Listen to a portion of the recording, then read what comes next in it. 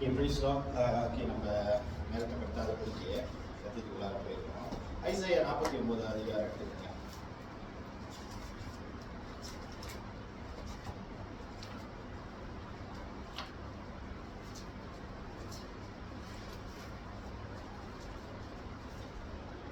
ஒரு ஆள் ஐசாயா 49 அதிகாரம் எடுத்துக்கோங்க. ஒரு ஆள் வந்து சங்கீதம் 118 எடுத்துக்கோங்க. 22 இருந்து 24.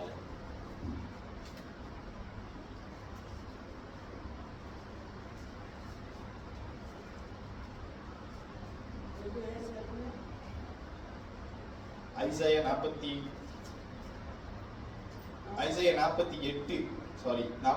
எடுத்துக்கோங்க. ஒரு ஆள் வந்து சங்கீதம் 118 22 இருந்து 24. பாப்பா வந்து சங்கீதம் 118. அம்மா நீங்க வந்து ஐசாயா 48 அதிகாரம் எடுத்து வச்சுக்கோங்க கையில. ஓகே, சோ பாப்பா படி. Yes, Psalms 118 verses 22 to 24. வீடு கட்டுகிறவர்கள் ஆகாதென்று தள்ளின கல்லே மூளைக்கு தளிக்கல்லாயிற்று. அது கர்த்தராலே ஆயிற்று. அது நம்முடைய கண்களுக்கு ஆச்சரியமாய் இருக்கிறது. இது கர்த்தர் உண்டு பண்ணின நாள். இதிலே களி கூர்ந்து மகிழ கடவோம்.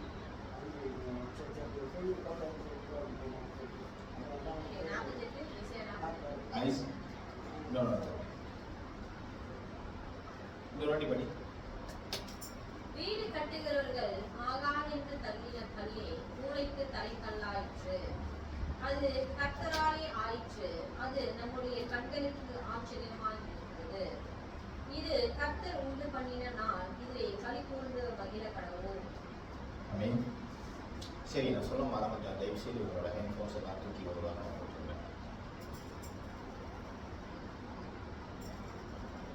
சத்தியத்தை கேட்கும்போது தோண மாட்டேங்குது. உங்களோட டைம் கடவுளோட கேட்க விருப்பம்னாக்கா உங்களுக்கு தெரியாதது நான் சொல்ல போறேன். You see, the stone that the builder rejected has become the capstone. The Lord has done this and it is marvelous in our eyes. பாருங்க, வீடு கட்டுறவங்க ஆகாதுன்னு சொல்ல அந்த கல்லு மூளைக்கு தலைக்கல்லாயிற்று. அதாவது என்னன்னா, வீடு கட்டுறவங்க எப்படி வீடு கட்டுவாங்க பார்த்துருக்கிறீங்களா? நான் வீடு கட்டுறதுல வேலை செஞ்சுருக்கேன். எனக்கு வீடு கட்டுறதை பார்க்குறேன். Experience, I have experience. So நான் தான் சூப்பர்வைசர். ஓகே, நான் போய் அந்த வீட்டை செக் பண்ணாதான் அந்த வீடு வந்து பாஸ், அது விற்பனைக்கு போகும். ஸோ இந்த மூளையிலேருந்து அந்த மூளைக்கு கட்டுவாங்க. அப்ப இந்த மூளையில இருக்கிற அந்த கல்லுங்க இருக்கிறதுல இந்த கல்லுலாம் ரொம்ப ஸ்ட்ராங் கல்லா இருக்கும். ரொம்ப ஸ்ட்ராங்கான கல்லா இருக்கும். அப்பதான் இது வச்சு இதோட பலத்துலதான் இந்த சுவர் எழும்பும். புரியுதுங்களா? மூளைக்கல் வந்து ஆக கீழே இருக்கும். அந்த முதற்கல் வைக்கிறாங்கல்ல கீழே, அதுதான் மூளைக்கல். வீடு கட்டுறவங்க ஆகாதுன்னு ஒதுக்கின கல். இன்னைக்கு நம்ம என்ன பார்க்க போறோம்னாக்கா, யாரு இந்த ஒதுக்கின ஆளு? இந்த வீடு கட்டுறவர், இந்த பில்டர்ஸ், who are them? ஆகாதுன்னு ஒதுக்கின அந்த கல் எது அப்படின்றத நம்ம நீங்க பார்க்க போறோம். சரியா? அநேக நேரங்கள்ல நீங்க என்ன நினைப்பீங்க இந்த வசனத்தை பத்தி? உங்களோட கருத்து என்னன்னாக்கா, இந்த வசனத்தை நிறைய சொல்லி ஜெபம் பண்ணிருப்பீங்க, எல்லாமே செஞ்சிருப்பீங்க. பாருங்க, வீடு கட்டுனவர்கள் ஆகாது என்று ஒதுக்கின கல்லுன்னு நீங்க என்ன பண்ணீங்க? உங்க பாஸ் வந்து கீழே இறக்கிட்டாங்கன்னா அவங்க ஆகாதுன்னு ஒதுக்கிட்டாங்க அப்படி நீங்க you think your boss is the builder, you think somebody else, your friend or somebody who want to hang out with you, they throw you away. அதாவது உங்களோட நண்பர்களோ யாரோ வந்து உங்களை வீசிட்டாங்க, அவங்க உங்க கூட சேர மாட்டாங்க அப்படின்னு நீங்க என்ன பண்ணீங்க? ஆகாதுன்னு ஒதுக்குறாங்க. இந்த மாதிரி ஆட்களை தான் நீங்க என்ன பண்ணுவீங்க? இந்த வசனத்தை படிச்சாலும் உங்க மனசுல என்ன தோணும்? இந்த மாதிரி ஆட்கள் தான் அப்படின்னு. பட் நான் இந்த வசனத்தை பத்தி கொஞ்சம் ஆழமா தியானிக்கும் போது, ஏன்னா நான் இந்த ஒரு வாரம் ஃபுல்லா நான் ஒரு சிச்சுவேஷன்ல கடந்து போயிட்டு இருக்கும் போது இந்த வசனம் வந்து எனக்கு நிறைய விஷயம் சொல்லி கொடுத்துச்சு. அதை தான் நான் உங்ககிட்ட நீங்க பகிர்ந்துக்கிறேன். பாருங்க, வீடு கட்டுறவர்களை பத்தி நான் வந்து யோசிக்கும் போது நானும் இதே தான், நானும் உங்க மாதிரி தான் நான் யோசிச்சுட்டு இருந்தேன். சம்படி நம்மள வேணாம்னு நினைக்கிறவங்க, சம்படி அந்த பர்சன் தான் அந்த வீடு கட்டுறவங்க அப்படின்னு நம்ம நினைக்கிறோம் அநேக நேரங்கள்ல. பட் ஆனா அது கிடையாது. பாருங்க, ஐசாயா 48 அதிகாரம் எடுத்து படிங்களேன். 1வது வசனம். இஸ்ரவேல் என்னும் பெயர் பெற்று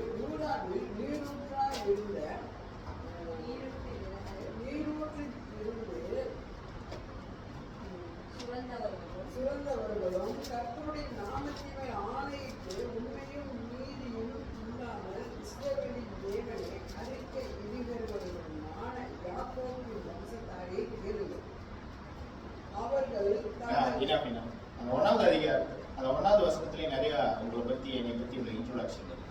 ஏன்னா இஸ்ரவேல் என்னும் பெயர் பெற்று யூதாவில் நீரூற்றில் இருந்து சுரந்தவர்களும் கர்த்தருடைய நாமத்தின் மேல் ஆணையிட்டு உண்மையும் நீதியும் இல்லாமல். நல்லா இன்ட்ரோடக்ஷன் நல்லா இருக்குல்ல, நல்லா இருக்கு. அது அந்த ஆரம்ப வசனத்தை நீங்க படிக்கும் போது வசனத்தை தான் நான் படிக்கிறேன். ஐசையா 48வது அதிகாரம் வசனம் பாருங்க. இஸ்ரவேல் என்னும் பெயர் பெற்று யூதாவின் நீரூற்றில் இருந்து சுரந்தவர்களும், லூயிஸ் மேரி என்று பெயர் பெற்று மாசாயில நீரூற்றில் இருந்து சுரந்த நீங்க கர்த்தருடைய நாமத்தின் மேல் ஆணையிட்டு உண்மையும் நீதியும் இல்லாமல். இந்த இல்லாமல மட்டும் கொஞ்சம் போட்டு வச்சுக்கோங்க, சரியா? பாருங்க, இல்லாமல், உண்மையும் நீதியும் இல்லாமல் இஸ்ரவேல் தேவனை அறிக்கையிடுகிறவர்களுமான யாக்கோபின் வம்சத்தாரை கேளுங்கள். நம்ம எல்லாத்துக்கும் தான் இந்த மெசேஜ். பாருங்க, உண்மையும் நீதியும் இல்லாமல். பாருங்க, இந்த உண்மையும் நீதியும் வாழ்க்கையில ரொம்ப முக்கியம். என்னைக்கு உங்களுக்கு இந்த உண்மையும் நீதியும் இல்லைன்னா நீங்க தள்ளப்பட்ட கல்லாயிருக்கீங்க. முதல்ல நம்ம படிச்சோம்ல, முதல்ல என்ன படிச்சோம்? ஆகாதென்று கல். உண்மையும் நீதியும் உனக்குள்ள இல்லாவிட்டால் நீ தள்ளப்பட்ட கல்லாக தான் இருப்பாய். ஆமென். பாருங்க, 4வது வசனம் படிங்களேன். நீ கடினம் உள்ளவன் என்றும் உன் பிடரி நரம்பு இரும்பென்றும் உன் நெற்றி வெண்கலம் என்றும் அறிந்திருக்கிறேன். ஆமென். நீ கடினம் உள்ளவன். ஓகே, அதாவது மலாயில சொல்லணும்னா you banyak kurang ajar. Okay, நீ கடினம் உள்ளவன் என்றும் உன் பிடாரி நரம்பு இரும்பு என்றும் உன் நெற்றி வெண்கலம் என்றும் அறிந்திருக்கிறேன். கடவுள் சொன்ன நீங்க ரொம்ப கடினம்னு எனக்கு தெரியும். உங்க பிடாரி நரம்புனா இதுதான் பிடாரி. பிடாரி நரம்பு அப்படியே என்ன போல இருக்கான்? இரும்பு மாதிரி இருக்கான் பிடாரி. இதெல்லாம் என்ன ரோபோட் மாதிரி இல்ல? ரோபோட்டுக்கு தான் அந்த மாதிரி இருக்கும். ரோபோட்டுக்கு இருதயம் இல்ல. ரோபோட்டுக்கு இது இரும்புல தான் இருக்கும். அப்புறம் உன்னோட நெற்றி வெங்கலம் தெரியுமா? வெங்கலம் உங்களுக்கு எல்லாத்துக்கும் தெரியும். வெங்கலம்னா என்ன? வெங்கலம் வெரி ஸ்ட்ராங். உடைக்க முடியாது, அதை குத்தி உடைக்க முடியாது. அவ்வளோ கிராஸா இருக்கும் இருதயம், அவ்வளோ கடினமா இருக்கும் இருதயம்னு எனக்கு தெரியும். 8வது வசனம். நீ கேள்விப்படவும் இல்லை, அறியவும் இல்லை, ஆதி முதல் செவி திறக்கவும் இல்லை. நீ துரோகம் பண்ணுவாய் என்பதை தாயின் கர்ப்பம் தொடங்கி நீ மீறுகிறவன் என்று பெயர் பெற்றதையும் அறிந்திருக்கிறேன். பாருங்க, நீ கேள்விப்பட்டதும் இல்லை, அறிவும் இல்லை. உனக்கே தெரியாதுடா உன்னை பத்தி. Listen properly. உனக்கே தெரியாது உன்னை பத்தி. நீ கேள்விப்பட்டதும் இல்ல உன்னை பத்தி. உன்னை பத்தி யாராவது 3வது மாசம் பேசும்போது அவன் வைக்கும், நீ சரியில்லடா அப்படின்னு 3வது எவனோ ஒருத்தன் உங்களை சொல்லும் போதுதான் உங்களுக்கு வலிக்கும். நீங்க அது வரைக்கும் நீங்க என்ன நினைச்சிட்டு இருப்பீங்க? You are very perfect, you do everything very good, everything seems so perfect. நான் நல்லதுதான் செய்வேன், நான் சேர்ச்சிக்கு தான் வரேன், சேர்ச்சிக்கு தான் உட்கார்ந்துருக்கேன். ஆனா நீ சேர்ச்சிக்கு நீ என்ன செய்ய? நீ சேர்ச்சிக்கு நீ என்ன செய்யற? That is very important. You ask yourself, உங்களை நீங்களே கேட்டுக்கோங்க. நீ கேள்விப்பட்டதும் இல்ல, அறிவதும் இல்ல, ஆதி முதல் உன் செவி திறந்து இருக்கவும் இல்லை. ஆரம்பத்திலேருந்தே, பிரசவம் ஆரம்பிக்கிறதுலேருந்தே இங்க எவனாவது நீங்க ரெண்டு பேசும்போது உன் காது எங்கேயோ போச்சு. நான் பேசல, நான் சொல்லல, வேதத்துல உள்ள வசனம். ஓகே, நீ கேள்விப்படல, அறிவும் இல்லை, ஆதி முதல் உனக்கு செவி தெரியும். ஆதி முதல்னா நீ மொத்தம் நீ பிறந்ததுல இருந்தே உனக்கு காது கேட்காதுனான்றது கடவுள். நீ ஆதி முதல் நீ கேட்கவே மாட்டேன்னு எனக்கு தெரியும். ஏன் எனக்கு தெரியும்? ஏன் தம்பி? ஆதியாகமத்துல என்ன படிச்சீங்க? கடவுள் எப்படி மனுஷனை படிச்சாரு? ஆதியாகமம் இருக்குல்ல, ஆதாம் ஏவாள் கதை படிச்சீங்க தானே நீங்க? ஆதாம் எப்படி படைச்சாரு கடவுளே? மண்ணில இருந்து எடுத்து படிச்சீங்களா? Okay, that's the thing. I created you, I know about you. நான் உன்னை சிருஷ்டித்தேன், நான் உன்னை அறிந்திருக்கிறேன். ஆமென். சோ நீ கேள்விப்படுறது உன் காதும் கேட்காதுன்னு எனக்கு தெரியும்டான்ட்டு ஒரே பேச்சு, ஒரு வார்த்தையே இல்லை. ஓகே, நீ துரோகம் பண்ணுவாய் என்பது இது நல்லா இது கோடு போட்டு வச்சுக்கிங்க. நீ துரோகம் பண்ணுவேன்னு தெரியும். தாயின் கற்பது எங்க? நீ தாயின் கற்பத்திலே தொடங்கி நீ மீறுகிறவன் என்று பெயர் பெற்றதையும் அறிந்தீர்கள். உங்க அம்மா வயித்துல பிறக்கும் போதுலேருந்தே நீ சரியில்லைன்னு. ஓகே, நீ காதும் உனக்கு கேட்காது, உங்க அம்மா வயித்துல நீ பிறக்கும் போதும் நீ சரியில்லை. ஓகே, நீ கடினம் உள்ளவன், நீ உன்னோட பிடாரி வெண்கலத்தை போல இருக்குது, உன்னோட நெற்றி வெண்கலத்தை போல இருக்குது, உனக்கு பின்னாடி இரும்பு, நீ திரும்ப மாட்டான், மட்டும் சொல்லும் போது கேட்க மாட்டேன். தெரியும்டா, எனக்கு தெரியும்.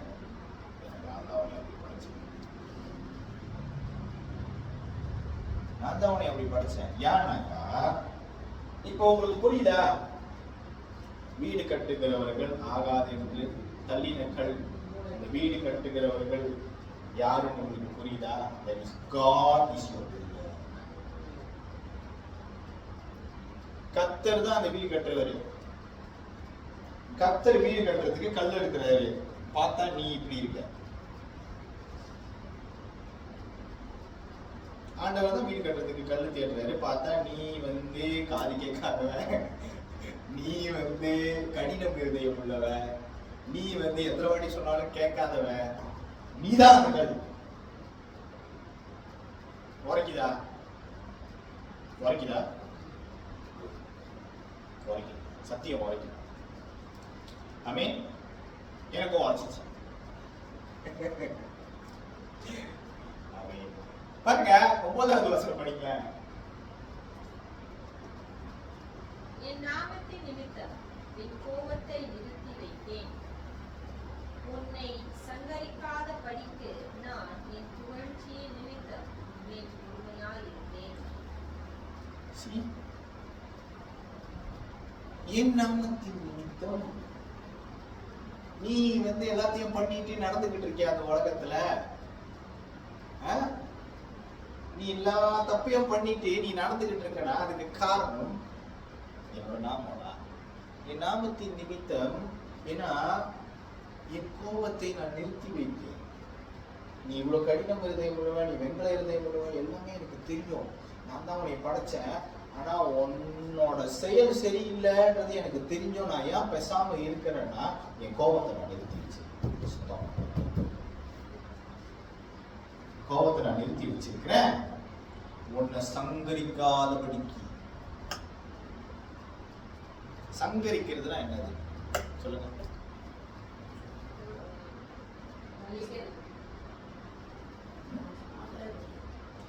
சங்கரிக்கிறதுனா பிரதர், இந்த சென்னை பாஷையில சொல்லுவாங்கல்ல, சம்பவம். சம்பவம் என்னன்னா, ஒரு ஆளை போட்டுட்டாங்க, ஒரு ஆளை முடிச்சிருக்கு. ஓகே, ஆனா எப்படின்னாக்கா எந்த எவிடன்ஸும் இல்லாம ஜஸ்ட் லைக் அப்படின்றதுக்குள்ளார. ஜேம்ஸ் பாண்ட் படம்லாம் பார்த்துருக்கீங்களா? ஒருத்தர் ஸ்னைப்பர் வச்சு வெயிட் பண்ணிட்டு இருக்காரு. உன்னை சங்கரிக்காதபடிக்கு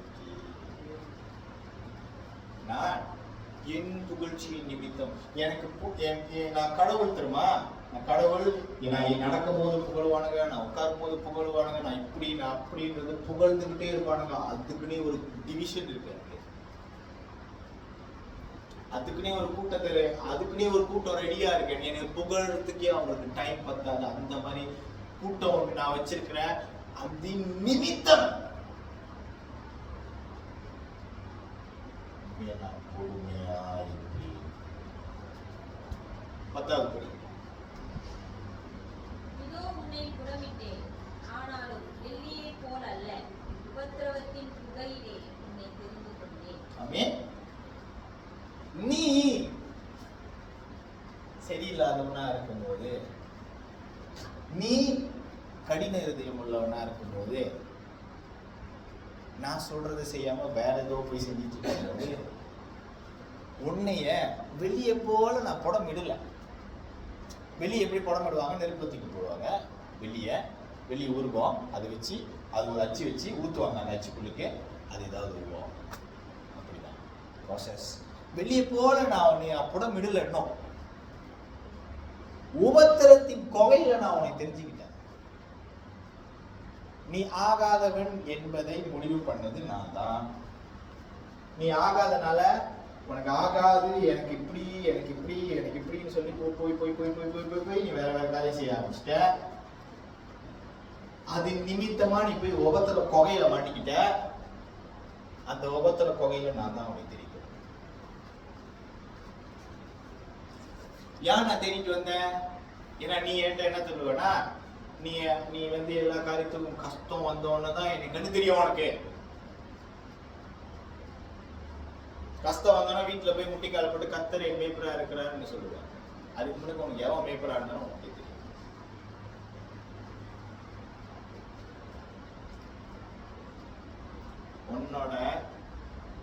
நான் உன்னை தெரிஞ்சு கொண்டது மூளைகளுக்கு தலைக்கல்லா இருக்கிறதுக்கு நான் உனக்கு தெரியும். ஆனா எனக்கு தெரியும் நான் உன்னை படைச்சேன். ஆனா உனக்குள்ள சில காரியங்கள் இருந்தது. என்னோட புகழ்ச்சியை நிமித்தம் என் கோபத்தை நான் குறைச்சிக்கிட்டேன். நான் கோவப்படலைன்னு நான் பொறுமையா தான் இருந்தேன். ஏன்னா நான் பொறுமையில கூட என்னை யாரும் அடிச்சுக்க முடியாது. அதுக்கே எனக்கு தனி புகழ்ச்சி இருக்கு. ஆமென். சோ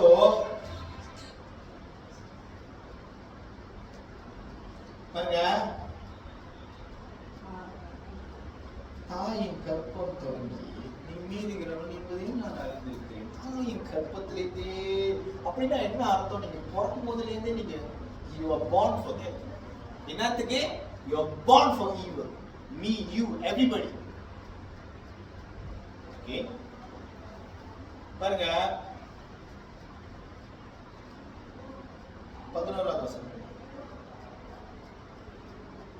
என் நிமித்தமே அப்படி செய்வேன். என் நாமத்தின் பரிசுத்தம் எப்படி குலைக்கப்படலாம்? என் மகிமையை நான் வேறொருவருக்கு கொடேன். அதாவது இங்க என்ன சொல்றாருன்னா, நான் உன்னை தண்டிச்சிட்டேன், நான் என் கோபத்தை நான் உன் மேல காமிச்சிட்டேன்னாக்கா என் நாமத்துக்கு ஒரு களங்கம் வந்துடும். அதாவது நான் பொறுமையின் தேவன், அந்த நாமத்துக்கு ஒரு களங்கம் வரும். என் நாமத்தின் நிமித்தம், என் பேருக்காக உன் மேல நான் பேசாம இருக்கேன். அப்பா சொல்லுவாரு, வெளியே அப்பா கூட வெளியே போயிருக்கீங்களா? அப்பா சொல்லுவாரு, டேய் வீட்டுக்கு வா, நீ உனக்கு அங்க கை வைக்க மாட்டாரு. நீங்க எத்தனை பேர் எக்ஸ்பீரியன்ஸ் பண்ணிருக்கீங்கன்னு எனக்கு தெரியும். எங்க அப்பா அப்படிதான், அங்க அடிக்க மாட்டாரு. ஸ்கூல்ல எனக்கு அவ்வளோ கம்ப்ளைண்ட் மேல கம்ப்ளைண்ட், டீச்சர் அடிக்கிட்டு போவாங்க. அங்க அப்ப பொறுமையா இருந்தது. நான் கூட மோட்டர்ல தைரியமா ஏறி உட்கார முடியல, வீட்டுக்கு போனோம். நான் அடி வாங்காது சாமாவி. ஐமீன் ஓகே, ஓஸ் கம்பு, பைப்பு, அப்புறம் இந்த கேஸ் பைப்பு எல்லாத்துலயும் அடி வைக்கிச்சு. சேஃப்டி புட்லயும் அடி வைக்க.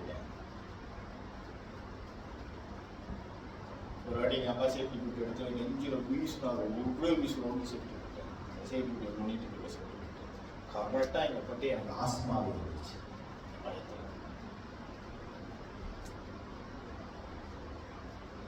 பாருங்க, ஒரு உலக தகப்பனுக்கே அவ்வளவு கோபம் வரும்னா, உங்க ஆத்மாவுக்கு தகப்பனா இருக்கிறவருக்கு எவ்வளவு கோபம். அவர் பொறுமையா தான் இருக்கிறார். ஆமென். அதுக்கே அவருக்கு ஒரு நன்றி நீங்க சொல்லலாம். இந்த நேரத்தில் நன்றி சொல்லுங்க. ஆமென். அவர் பொறுமையா இருக்கிறாரா? நான் உன்னை கண்டிச்சிட்டேன்னா என்னோட மகிமைய, நீ என்னோட மகிமை, நீ நீ நீ நீ எல்லாம் என்னோட மகிமை. You are my glory because I created you. நான் உன்னை படைச்சேன், நான் உன் தாயின் கற்பத்துல உன்னை தெரிஞ்சுக்கிட்டனால நீ என்னோட மகிமை. நீயும் பார்ட் ஆஃப் மை மகிமை. நீயும் ஒரு பகுதி என்னோட மகிமையில.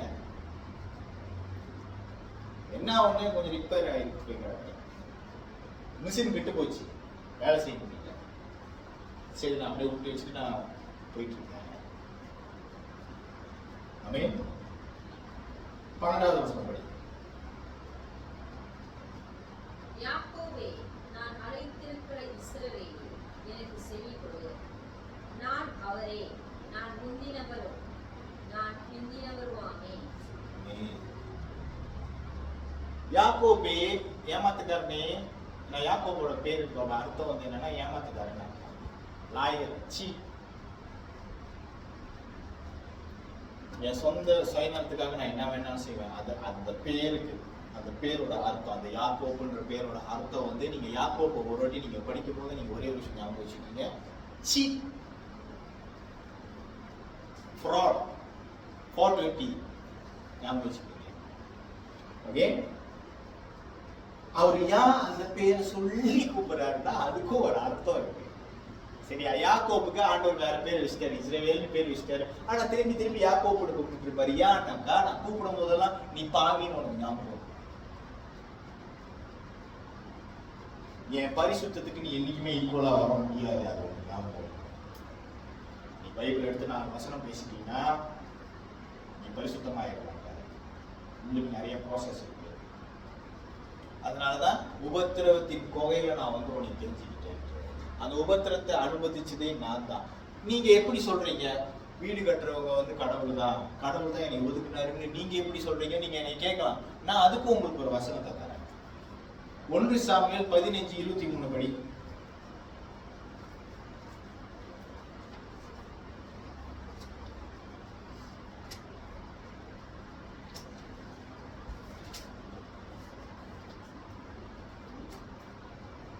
ஒன்று சாமுவேல் 15:23 படி.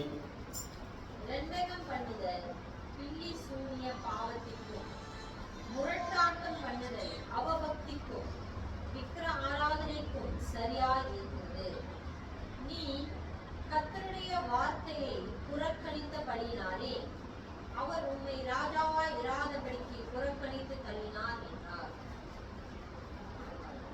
வீடு கட்டினவர்கள் ஆகாது என்று தள்ளின கல்.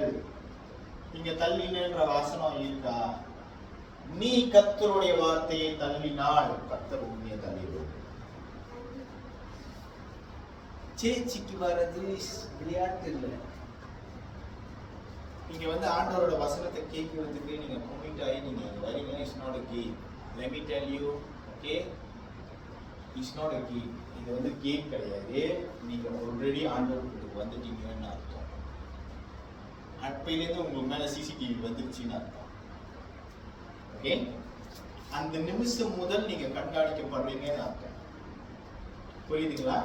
அது யாருக்கிட்ட? நீங்க எங்க ஓடினாலும் ஒழிய முடியாத ஒரு ஆளுக்கிட்ட நீங்க கண்காணிச்சுக்கிட்டு இருக்கிறாரு உங்களை. நீங்க சேர்ச்சுக்கு வந்து ஒவ்வொரு நிமிஷத்துல இருந்தே he understands that you want him. அதாவது அவர் என்ன புரிஞ்சுக்கிட்டாருன்னா, நீங்க இங்க ஆண்டவர் தேடிட்டு வந்திருக்கிறீங்க, ஆண்டவர் உங்களுக்கு கண்ணா இருக்கிறார். ஏன்னா அவர் நீதி உள்ளவர், அவர் நியாயம் உள்ளவர். அவரை நம்பி யார் வந்தாலும் அவர் கண்ணா. உண்மையா என்ன சொல்ற? உண்மையா correct me if I am wrong. Okay, பாருங்க, இப்ப அவங்க படிச்சாங்க, நீ கர்த்தருடைய வார்த்தையை ஒதுக்குனதுனால கர்த்தர் உன்னைய ஒதுக்கிட்டாரு அப்படின்னு அவங்க படிச்சாங்க. அப்ப வீடு கட்டினவர்கள் ஒதுக்கின கல்லுன்றது வந்து ஆண்டவர் தான் கட்டுறவரு. அவர் உன்னை ஒதுக்கினாருன்னா நீ எந்த இடத்துலயும் போய் உன்னால ஒண்ணுமே செய்ய முடியாது. உனக்கு எப்படியாப்பட்ட கூட்டாளி இருக்கட்டும், உனக்கு எப்படியாப்பட்ட ஆளுங்க இருக்கட்டும், உனக்கு யார் யார் வேணாலும் இருக்கட்டும், ஒரே காரியம் தான் நான் உங்ககிட்ட சொல்லுவேன், நீ எங்க போனாலும் உனக்கு வழி அடைச்சு. அவர் ஒதுக்குனார். உன்னால ஒண்ணுமே பண்ண முடியாது. என்னைய கேளுங்க, நான் அதை அனுபவிச்சிருக்கிறேன். அது எப்படி இருக்கும்ன்றது எனக்கு கேளுங்க. எனக்கு இல்லாத கூட்டாளியே இல்லை, எனக்கு இல்லாத ஹெல்ப் பண்றவங்களே கிடையாது. நான் இன்னைக்கு நான் ஒரு கால் பண்ணனா கூட எனக்கு நிறைய ஹெல்ப்ஸ் இருக்கு, வரும். You will come because the way I behave to people. நான் ஆளுங்கிட்ட நடந்துக்கிற அந்த விதம், ஓகே, என்னோட கான்டெக்ட். ஆனா நான் என்ன சொல்லுவேன்னா, உங்ககிட்ட அவரு தடை பண்ணிட்டாருன்னு வச்சுக்கோங்க, உங்களுக்கு எந்த கதவும் தப்பாது. சோ அவர் ஒதுக்கிட்டாருன்னா, ஏன் உன்னை ஒதுக்குனாருன்னா, நீ உபத்திரவத்துக்குள்ள போகணுன்றதே அவரோட நோக்கம். ஏன்னா நீ உபத்திரவத்துக்குள்ள போயிட்டு வந்தவனா, அவர் உன்னை அந்த உபத்திரவத்துல சந்திக்கும் போது நீ அவருக்குள்ளவனா.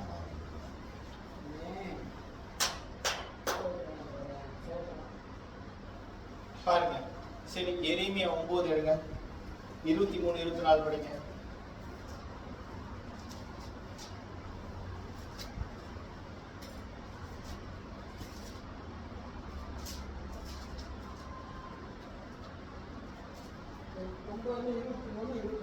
ஆமா, படிங்க.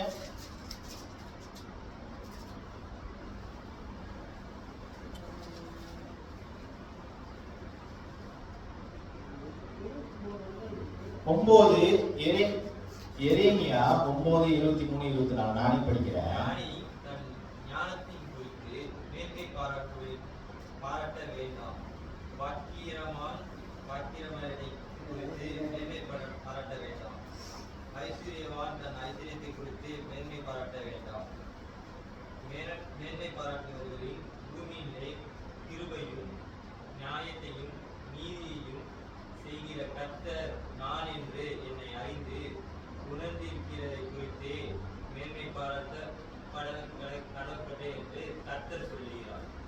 இவைகள் மேல் பிரியமாய் இருக்கிறேன் என்று கர்த்தர் சொல்லுகிறார். தேங்க்யூ பிரதர், நீங்க தைரியமா படிக்கிறீங்க, ஓகே. பட் ஆனா நான் உங்களுக்கு திருப்பி ஒரு வாட்டி படிக்கிறேன். ஏன்னாக்கா சில வார்த்தைகள், ஓகே.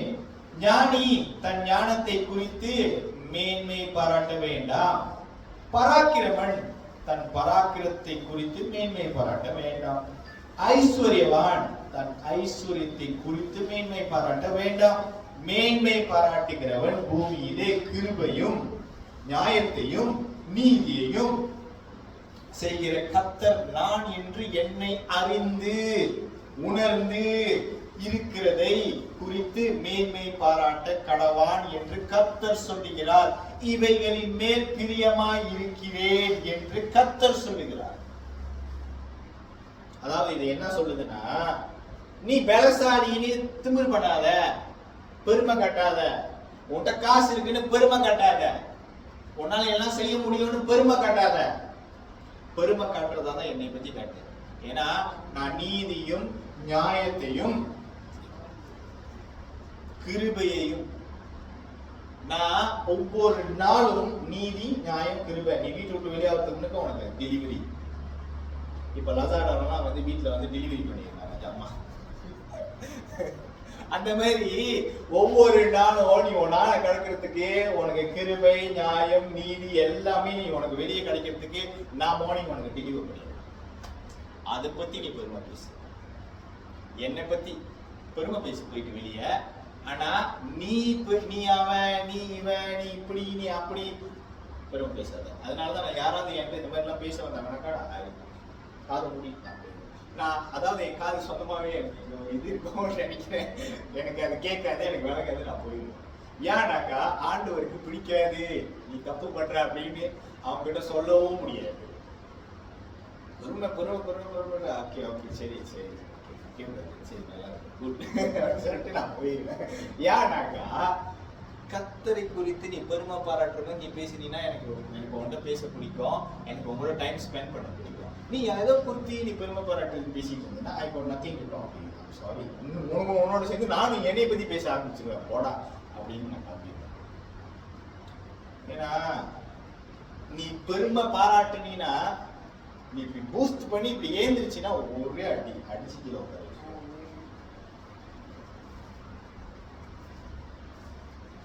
தள்ளப்பட்ட கல்லாயிரும். தள்ளப்பட்ட கல்லாயிரும். அப்புறம் நீ கஷ்டம் அப்புறம். ஓகே, அப்புறம் மறுபடியும் வழி தேடி வர்றதுக்கு உனக்கு டைம் எடுக்கும். ஓகே, சில சமயம் ஆண்டவர் இதை அனுமதிப்பாரு. ஏன்னாக்கா நீ சில விஷயங்களை வாழ்க்கையில் கத்துக்கிறதுக்காக. அங்கிளுக்கு தெரியும். அங்கிள் வந்து அங்கிள் பத்தி ஒரு சில வார்த்தை, அங்கிள் அவங்களை பத்தி ஒரு சில வார்த்தை எனக்கு தெரிஞ்சதை நான் சொல்றேன். அங்கிள் வந்து ஒரு he's a business man. Okay, அவர் லோரி, அவர் வந்து ஒரு காலத்தில் அவர் வாழ்ந்த வாழ்க்கையை நான் தூரத்துலேருந்து பார்த்தேன். ஓகே, ஸோ அவர்கிட்ட நிறைய லோரிஸ் இருந்துச்சு. ஸோ அவர் லோரி பிஸ்னஸ் செய்கிறவர். Is a business man himself. அவர் ஒரு டிரைவரும் கூட. அவர் கூட நீங்கள் டிரைவராக வேலைக்கு போனீங்கன்னா அவர் ஏமாற்றிட்டு அவருக்கு தெரியும் என்ன டைம் எவ்வளோ, நீ என்ன எவ்வளோ அடிச்சிருக்கேன், எங்கே அடிச்சுட்டு வந்த எல்லாம் அவருக்கு கண்டுபிடிச்சிருவாரு. அவன் அந்த அளவுக்கு அனுபவசாலி. சரியா? ஆனா ஒரு கட்டத்துல அங்கிள் சில விஷயத்தை லாஸ் பண்ண வேண்டியது வந்துச்சு. அங்கிள்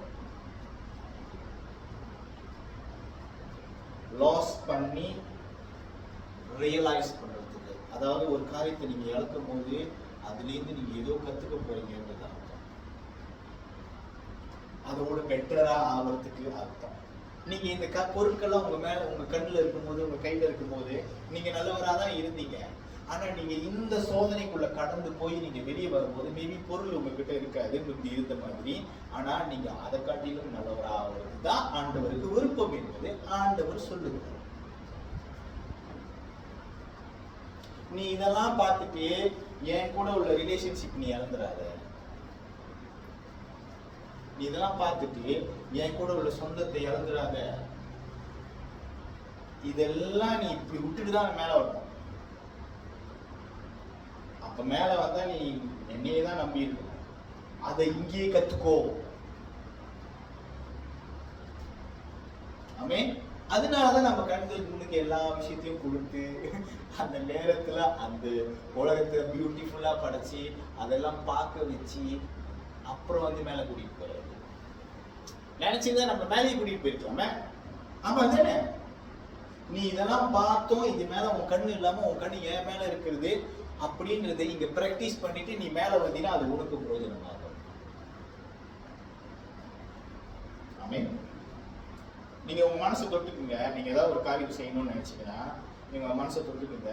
ஆண்டவரே, என் மனசுல பண ஆசை இருக்கா, என் மனசுல பொறுப்பு இருக்கா, என் மனசுல வந்து எது கொடுத்தாலும் நான் இச்சிக்கிறேன்னா, நான் அந்த மாதிரி இருந்துச்சுனாக்கா அந்த காரியத்தை நான் செய்து போடுவேன். என்னைக்கு எனக்கு எல்லாமே இல்லையோ அதுக்கு மேல ஒரு பற்று இல்லாம இருக்கணும். அப்ப நீங்க நினைச்ச காரியத்தை நீங்க போய் செய்யுங்க, அது உங்களுக்கு ஜெயம் கிடைக்கும். ஏன்னா உங்க நம்பிக்கை கத்தரா இருக்காரு. உங்க பற்றுதல் வந்து அது செஞ்சா நான் மேல வந்துருவேன்றதுல இருக்காது. நான் இப்ப வேலை செய்யறேன், நான் என் வேலை நிமித்தமா தான் நான் நல்லா இருக்கேன்னா நீங்க என்ன கேட்டீங்கன்னா நான் இல்லவே இல்லைன்னு சொல்லுவேன். ஏன் நான் சொல்லுவேன்னாக்கா, எனக்கு ஒவ்வொரு நாளுக்கும் சாப்பாடு தேவைப்படுது, எனக்கு ஒவ்வொரு நாளைக்கு எனக்கு தங்குறதுக்கு எனக்கு இடம் தேவைப்படுது, எனக்கு ஒவ்வொரு நாளைக்கு மாத்துறதுக்கு எனக்கு சட்டம் தேவைப்படுது. இது எல்லாம் என் கம்பெனிக்காரன் எனக்கு கொடுத்துட மாட்டான். அவன் கொடுக்குற காசு கணக்கு கட்டுறதுக்கே சரியா இருக்கும். எனக்கு ஒவ்வொரு நாளும் எனக்கு சாப்பாடு கொடுக்குறது, நீங்க உங்களுக்கு அந்த மாதிரி நடந்திருக்கா? நீங்க சாப்பிடாம இருப்பீங்க, ஒரு நாள் ஃபுல்லா வேலை செஞ்சு அப்படியே கொஞ்சம் திடீர்னு யாராச்சும் கொண்டு வந்து உங்களுக்கு சாப்பாடு கொடுத்துருக்காங்க. அந்த சாப்பாட்டுக்கு நீங்க ஏதாவது பண்ணீங்களா? ஏதாவது பண்ணீங்களா? மீன் சாப்பாடு வரணும் நீங்க நினைச்சீங்களா? அந்த சாப்பாடுக்கு ஏதாவது பண்ணீங்களா? கிராப்ல ஆர்டர் பண்ணீங்களா? எப்படி வந்துச்சு உங்ககிட்ட? கரெக்டா உங்ககிட்ட எப்படி வந்துச்சு உங்க பசியை தெரிஞ்சு? சில சமயத்துல இந்த விஷயம் நம்ம யோசிக்கணும். ஏன்னாக்கா, நீ வேலை செய்ய இந்த பூமியில நீ வந்திருக்க, நீ நல்லா எண்ணெயை வச்சுக்கோ, தலையில எண்ணெயை வச்சுக்கிட்டு நீ வேலை செய்ய, ஓகே, வேலை செய்ய, உழைப்பின் பிரயாசத்துல நீ என்ஜாய் பண்ணு. ஓகே, ஸோ மனைவி, உன் இளம் பெரியாயத்தின் மனைவி கூட நீ enjoy yourself, everything you do, but do not set your heart in it. அதாவது எல்லாத்தையும் செய்ய, இருதயத்தை அதில் வச்சு, இருதயத்தை என்கிட்ட கொடுத்து. புரியுதுங்களா நான் என்ன சொல்றேன்னு? சோ அதனாலதான் கிறிஸ்தவ போதனை எனக்கு பிடிக்காது. சிம்பிள். நீ எல்லாத்தையும் விட்டுட்டு வரணும்ன்றது கிறிஸ்தவனோட போதனை. நீ எது வேணாலும் பண்ணு, அந்த சாமி பார்க்க போவாங்க. நீ பார்த்துருக்கீங்க இன்னும் சாமி பார்க்க உங்க வீட்டுக்கு வந்துருக்கிறாங்களா? அவங்க நொடுங்குவாங்க. அன்னைக்கு அந்த சாமியார் வீட்டுக்கு வராருனாக்கா, நான் எனக்கு ஃப்ரெண்ட்ஸ் இருந்திருக்காங்க, நான் அவங்க மூலியமா கேள்விப்பட்டிருக்கேன். இந்த பையன் பயந்துட்டு கிடப்பா வீட்டுல. ஐயோ வீட்டுக்கு போனாக்க சாப்பிட்டு எடுத்து பிச்சுட்டு வரல சாமி அப்படின்னு அவர் சொல்லிடுவாரா, நீ பண்ற தப்பு எல்லாம் சொல்லிடுவாங்க. புரியுதுங்களா? உங்களுக்கு அது மாதிரி நடந்துருக்கா? சாமி பிச்சோம் அப்படின்வாங்க. ஆமாவா, சரி ரைட், நம்மளுக்கு இது இல்லை, நல்ல வேலை கிறிஸ்தவர்களுக்கு இல்லை. இல்லைன்னா இங்க எத்தனை பேர் வந்து பெல்ட் அடிக்கிறாங்க உண்மை. நான் சொல்றது உண்மைதானே அங்கிள்? நல்ல வேலை நம்ம இதுல வார வாரம் சாமி பாருங்க. நீங்க கெதி என்ன ஆகும், உங்க தோல் என்ன ஆகும் யோசிச்சு பாருங்க. நான் வந்து அது ஒரு உதாரணத்துக்கு தான் சொல்றேன். அதனாலதான் கடவுள் சொல்றாரு, நீ திருந்துவேன், நான் பொறுமையா இருக்கலாம். ஒரு நல்ல ஆண்டவர் இல்லை. நம்ம மேல நம்ம தாய் கூட சில சமயம் கோவம் வந்துடும். நம்ம தகப்பம் கூட நம்ம சில சமயத்துல அடிச்சுடுவோம். ஆனா என்னோட தகப்பன் இருக்கிறாருல்ல, நான் உங்களுக்கு இன்ட்ரோடியூஸ் பண்றேன்ல, இந்த தகப்பன் இவரு பொறுமையா. எவ்வளவு சந்தோஷம். How joyful it is to know God, to know somebody like this in your life. அதாவது இந்த மாதிரி ஒரு பர்சனை உங்க லைஃப்ல தெரிஞ்சுக்கிறது எவ்வளவு சந்தோஷமான விஷயம். மதத்தை விடுங்க, மதத்தை விட்டுருங்க, ரிலீஜனை விட்டுருங்க, அதெல்லாம் விட்டுருங்க. அதெல்லாம் உங்க கண்ணுக்கே இப்ப தெரியக்கூடாது. இந்த மாதிரி ஒரு ஆள் உங்க வாழ்க்கையில இருக்குது, உங்களுக்கு எவ்வளவு நல்லா இருக்கும், உங்களுக்கு பிரயோஜனமா இருக்கும். ஆமென். பாருங்க, கர்த்தர் வந்து சொல்றாரு, நியாயத்தையும் நீதியும் கடைபிடிக்கும். Welcome brother. நியாயத்தையும் நீதியும் கடைபிடிக்கிற என்னைய பத்தி பேசு. நீ பத்தி பேசவே பேசாத. ஏன்னா உன்னை பத்தி எனக்கு நல்லா தெரியும். நீ வந்து வெங்கல நெத்தி உள்ளவன், இரும்பு பிடாரி உள்ளவன், கடின இருதை உள்ளவன். நீ இப்படி போய் உன்னை பத்தி நீ பேசுறதா, நீ இப்படி போய் பேசிட்டு உன்னை பத்தி. ஓகே ஓகே, பாருங்க 17வது வசனம் நான் படிக்கிறேன். ஐசையா, மறுபடியும் ஐசையாக்கு வந்துடுவோம். 48வது அதிகாரம் 17வது வசனம். ஓகே, நான் படிக்கிறேன், கேளுங்க. இஸ்ரவேலில் பரிசுத்தராய் இருக்கிற உன் மேய்ப்பரான கர்த்தர் சொல்லுகிறதாவது, பிரயோஜனமா இருக்கிறதை உனக்கு போதித்து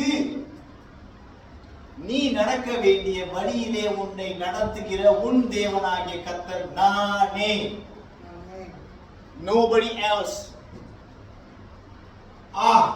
என் கற்பனைகளை கவனித்தாயானால் நலமாயிருக்கும். அப்பொழுது உன் சமாதானம் நதியை போலும், உன் நீதி சமுத்திரத்தின் அலைகளை போலும் இருக்கும். நீங்க நிறைய பேர் காசு நிறைய இருக்கு, சமாதானம் இல்லை, சமாதானமே இல்லை குடும்பத்துல, சமாதானம் இல்லை குடும்பத்துல, பிரச்சனை இல்லை, பணம் ஒரு பிரச்சனை, பிசினஸ்ல ஒரு பிரச்சனை, காசு நிறைய இருக்கு. நான் உங்கள்கிட்ட ஒரு சின்ன காரியம் சொல்லிக்கிறேன். இந்த கோவிட் டைம்ல பணக்காரங்களாம் என்ன கெதியானாங்க பார்த்தீங்களா? ஒன்னே தற்கொலை பண்ணிக்கிட்டாங்க. ஓகே, ஒரு சில குரூப் வந்து இதுதான் போதும், சர்வைவ் பண்ணா போதும்னு பிசினஸ் விட்டுட்டாங்க. மூணாவது, அவங்களுக்கு வாழ்றதும் தெரியல, சாவறதும் தெரியல, அந்த மாதிரி ஒரு சூழ்நிலை இருந்துச்சு. ஆனா நான் உங்களுக்கு சொல்றேன், நானும் எங்க அம்மாவும் கோவிட் டைம்ல வீட்டுல தான் இருக்கிறோம். இன்னைக்கு வரைக்கும் எனக்கு கோவிட் இல்லை. எங்க அம்மா, உங்க கோவிட் இருந்திருக்கா? எங்க ஃபேமிலி யார் ஒரு ஆளுக்கு கூட எங்களுக்கு கோவிட் இல்லை. பாப்பாக்கு இருக்குன்னு நினைக்கிறேன். பாப்பாக்கு என்ன வந்துச்சு தானே? பாப்பாவை தவிர்த்து எங்க வீட்டுல யாருக்குமே கோவிட் தொட கூட இல்லைங்க. நீங்க நம்புறீங்களா? இன்னைக்கு தேதி வரைக்கும், இனிமேல் தொடாது. ஏன்னா நாங்க கர்த்தரை நம்பி இருக்கிறோம், நாங்க எங்களை நம்பி இருக்கல. நான் என்ன சொல்ல வரேன்னா, என்னோட பாயிண்ட் வந்து என்னன்னாக்கா, இஸ்ரவேலின் பரிசுத்தரா நான் இருக்கிறேன். ஓகே, நான் தான் உன் மேய்ப்பர். நீ கர்த்தரை மேய்ப்பரா இருக்கிற, நீ சொல்றதா பட் ஆனா அதுக்கு முன்னுக்கே நான் சொல்லிட்டேன், நான் உன் மேய்ப்பர்னு நான் சொல்லிட்டேன். நான் தான் உன் முன்னுக்கு வந்தேன் மதன். ஆமென்.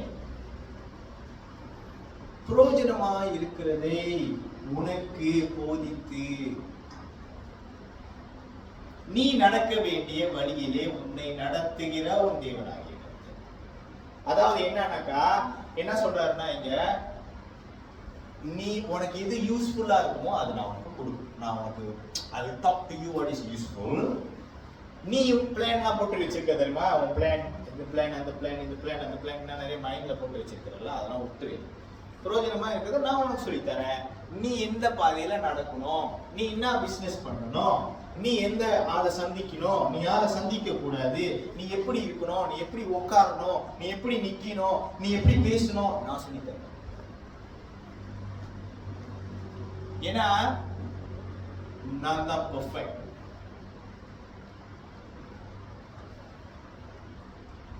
Be perfect as your heavenly Father is perfect. அப்படின்னா என்ன அர்த்தம்னாக்கா, உங்க பரலோக தகப்பன் பரிபூர்ணமாக இருக்கிறது போல நீங்களும் பரிபூர்ணமாக மாறதுக்காக தான் நீங்க அழைக்கப்பட்டிருக்கீங்க. That is why you have to learn something from the most best. நீங்க ஏதாவது ஒரு விஷயத்தை கத்துக்கணும்னு நினைச்சீங்கன்னாக்கா, நீங்க சாதாரண வாத்தியாரை தேடுவீங்களா இல்ல அதுலயே பெஸ்டா இருக்கிற வாத்தியாரை தேடுவீங்களா? அப்ப இதுதான் பெஸ்டான வாத்தியார். அவரே சொல்றாரு, அவர் சொல்றாரு, அவரே முன்னுக்கு வந்து நான் உனக்கு சொல்லித்தரேன். நீங்க போனீங்கன்னா காசு கட்டி ஃபீஸ் கட்டி எத்தனையோ பேர் சாமி மடத்துல உட்காந்துக்கிட்டு, எத்தனையோ பேர் சாமியார் காலில் விழுந்துக்கிட்டு அந்த சாமியாரோட காலை கழுவி குடிப்பாங்களா? நீங்க கேள்விப்பட்டிருக்கீங்களா? நான் கேள்விப்பட்டிருக்கேன். அதெல்லாம் கேள்விப்பட்டிருக்கீங்களா? சாமியார் காலை கழுவி குடிப்பாங்களா அவங்களுக்கு சமாதானம் வேணும்னு. இவர் என்ன சொல்றாரு, நீ வா இங்கடா சொல்லித்தரேன். அவன் பாருங்க, அவரு கீழே ஃபீல் பண்றாருல, மனுஷனுங்க ஃபீல் பண்ண, ஐயோ இவன் இப்படி அந்த மாதிரி பாருங்க அந்த வார்த்தையை பாருங்க, என் கற்பனைகளை மாத்திரம் நீ கவனித்தியானால் அப்பொழுது உன் சமாதானம் நியாய நதியை போலும், உன் நீதி சமுத்திரத்தின் அணைகளை போலும் இருக்கும். சமாதானம் இல்லைன்னு அலைகிறாங்கல்ல மனசுல, சமாதானம் இல்ல, பீஸ் இல்ல, ஐ நீட் பீஸ். ஓகே, இங்க இருக்கு பீஸ். நீ கற்பனையை மட்டும் ஃபாலோ பண்ணுப்பா. நான் என்ன சொல்றேன்னா அதை செய்யி, என் பிளான்ல ஃபாலோ பண்ணு, சமாதானமா இருப்பேன். பிரச்சனை வரும், நான் முதல்ல உங்ககிட்ட சொன்னேன், பிரச்சனை தேடிட்டு வந்துகிட்டே தான், எந்த பிரச்சனையுமே ஓயாது. ஓகே, பிரச்சனை ஓயாது. ஆனா அந்த பிரச்சனைக்கு மத்தியிலே நீ சமாதானமா இருக்க. அந்த பிரச்சனை உன்கிட்ட வந்தாலும் அது உன்னை தொடவே தொடாது. அம்மா போன வாரம் பேசினாங்க, உன் வலது பக்கத்தில் 1000 பேரும் இடது பக்கத்தில் 10000 பேரும் என் நேசரோட நான் இருக்கும் போது, என் நேசர் என்னோட இருக்கும் போது 1000ங்களை பார்க்கிலும் இவர்தான் சிறந்தவர் நான் கத்துக்கிறேன். 16000ங்களை பார்க்கிலும் இவர் தான் சிறந்தவர் நான் கத்துக்கிறேன். இனேஸ்வரோட அது போல நான் இனேஸ்வரோட நான் நேரத்தை செலவு பண்ணுறேன். நான் தம்பிக்கு கிளாஸ் எடுக்கிறேன், நான் ரொம்ப கிளாஸ் எல்லாம் எடுக்க மாட்டேன். அவரை நீங்க கூப்பிட்டு கேளுங்க, அவருக்கு நான் ரொம்ப தான் சொல்லி கொடுக்க மாட்டேன். நான் அவர்கிட்ட ஒரே ஒரு விஷயம் சொல்லுவேன், ஐயா இது நான் எழுந்தல, எழுதுனவர் தான் உங்களுக்கு சொல்லி கொடுக்க முடியும். நீங்க படிங்க, நேரம் ஸ்பெண்ட் பண்ணுங்க, டைம் ஸ்பெண்ட் பண்ணுங்க. அவர் உங்களுக்கு ஜோக்கா சொல்லி கொடுப்பாரு. அவரை காட்டின ஒரு டீச்சர் நீங்க பார்க்கவே முடியாது. Best teacher. இன்னைக்கு வரைக்கும் ஜீசஸை பத்தி பேசுறாங்க. 2000 வருஷம் வந்தாரு, இன்னைக்கு வரைக்கும் ஜீசஸை பத்தி பேசுறாங்கன்னா பாயிண்ட் இருக்குது இல்லையா? யோசிச்சு பாத்தீங்களா?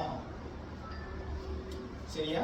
இன்னைக்கு யார்கிட்ட வேணாலும் இயேசுவா, ஓகே அவர் நல்லது செய்வாரு, அவரு அநியாயமா கொண்டுட்டாங்க. That is the news you are going to listen. ஆமா தானே? நல்லது செய்வாரு அநியாயமா கொண்டுட்டாங்க, நல்லது செய்வாரு அநியாயமா கொண்டுட்டாங்க. ஏன்னாக்கா நீ செஞ்ச நல்லது அழியாது, கர்த்தர் நிமித்தம் நீ செய்யற நல்லது அழியாது. நீங்க நம்புறீங்களா? விசுவாசிக்கிறீங்களா? கர்த்தருடைய பேச்சை கேட்டு உங்களுக்கு உங்க குடும்பத்துக்கு நீங்க ஏதாவது செய்யும் போது அது அழியாது. கர்த்தருடைய பேச்சை கேட்டு இந்த பர்சனுக்கு, இந்த மனுஷனுக்கு நீங்க ஏதாவது செய்யும் போது அது அழியாது. நிற்கும், நின்னு பேசும். அவரோட நியாயம், அவரோட நீதி, அவரோட கிருபை நின்னு பேசும். நீங்க பதறுவீங்க. ஆனா இது இருக்குல்ல, இது உள்ளுக்கு பேசும். practice spending time with God. practice perfectா practice பண்ணுங்க. அவர் உங்களை perfectா ஆக்கிடுவாரு. பாருங்க, இது எல்லாத்தையும் நான் மட்டும் சொல்லிட்டேன்ல. 14வது வசனம் படிங்க. அதே 48வது அதிகாரத்துல நான் முடிக்க போறேன். ஆமா, 48 நானே படிக்கிறேன். நீங்கள் எல்லோரும் கூட வந்து கேளுங்கள், கர்த்தருக்கு பிரியமானவன் அவருக்கு சித்தமானதை பாபிலோனில் செய்வான். அவன் புயம் கல்தேயர் மேல் இருக்கும் என்பதை இவர்களில் அறிந்தவன் யார்? நீ கர்த்தருக்கு பிரியமானதை செய்யும் போது, நீ கல்தேயரோட தேசத்துல இருந்தாலும் சரி, நீ இங்கிலாந்துல இருந்தாலும் சரி, நீ ஜேபில இருந்தாலும் சரி, நீ மலேசியால இருந்தாலும் சரி, நீ எங்க இருந்தாலும் சரி, நீதான் அவன் கழுத்தை பிடிப்ப, அவன் உன் கழுத்தை பிடிக்க முடியாது அப்படின்னு நீங்க சொல்ற. நீ அறிந்தவர் யார்? யாருமே அறியல இதை பத்தி. புரியுதுங்களா? நீங்க பாபிலோன்ல இருக்கும் போது கூட நீங்க கழுத்தை நீங்க வந்து இப்படி அடிமையா இருந்தப்ப கூட ஆண்டவரை பத்தி நீங்க தெரிஞ்சுக்கிட்டு நீங்க ஆண்டவரோட வழியில நடக்கும் போது அவன் உங்களுக்கு அடிமையாகும் அப்படின்னு அவர் சொல்றாரு. சரி, கடைசியா ஒரே ஒரு வசனத்தை நான் சொல்லிடுறேன். அதே பக்கத்து அதிகாரம் 49:25-26. 49:25-26.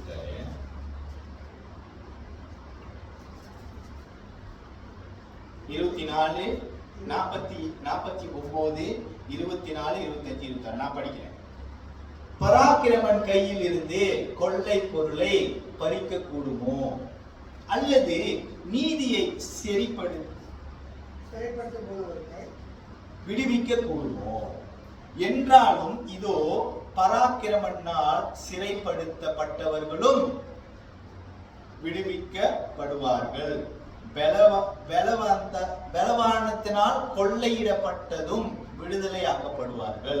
உன்னோடு வழக்காடுகிறவர்களோடு நான் வழக்காடி உன் பிள்ளைகளை ரட்சித்துக் கொள்வேன். உன்னை ஒடுக்கினவர்களுடைய மாமிசத்தை அவர்களுக்கே தின்ன கொடுப்பேன். மதுபானத்தால் வெறி கொள்வது போல் தங்களுடைய இரத்தத்தினால் வெறி கொள்வார்கள்.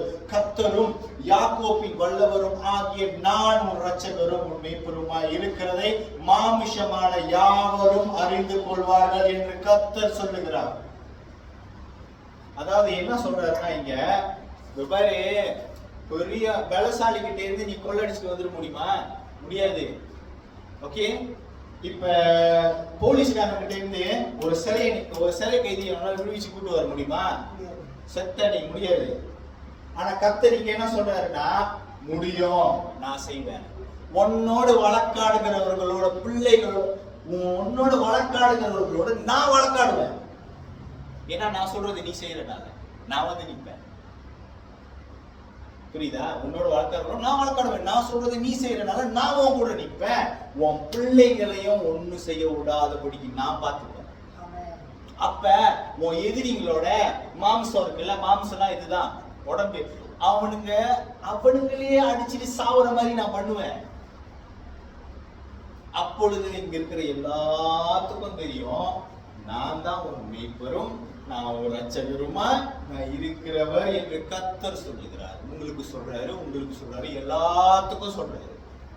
இப்ப நீங்க தள்ளப்பட்ட கல்லாவே இருக்க போறீங்களா, இல்ல மூளைக்கல்லா இருக்க போறீங்களான்றது நீங்க தான் முடியும். தள்ளுறதும் கர்த்தர், கட்டுறதும் கர்த்தர். கர்த்தர் காலத்துல நீங்க உளுந்தாங்கன்னா தள்ளி போயிரு.